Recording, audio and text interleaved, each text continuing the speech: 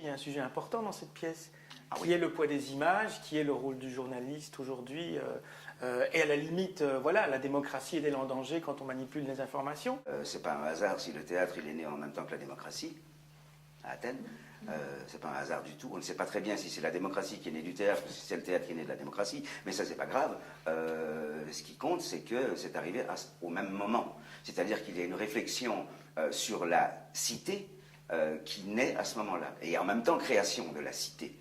Donc oui, le théâtre, quelle que soit sa forme d'ailleurs, le théâtre inscrit dans la cité peut bien sûr, évidemment, être un théâtre divertissant aussi, c'est-à-dire amusant, du moment qu'il est là pour ouvrir les esprits. Molière peut être amusant, pas toujours, mais il est amusant, mais il ouvre les esprits. C'est le thème de la pièce, la communication. Intox, entre autres.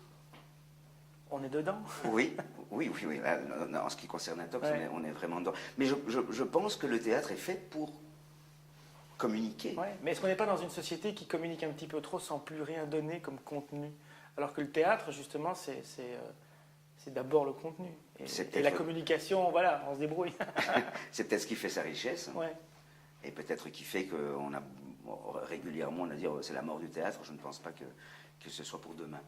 Les formes sont différentes, mais le besoin, c'est plus qu'un besoin, c'est une nécessité vitale dans une société de communiquer, elle sera toujours là.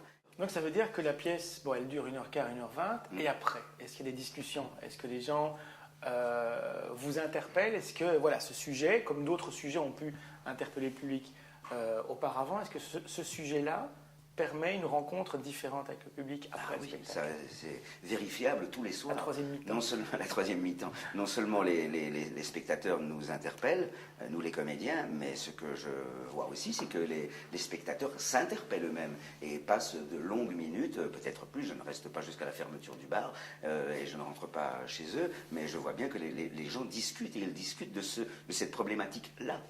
C'est pour ça que vous faites ce métier? Oui.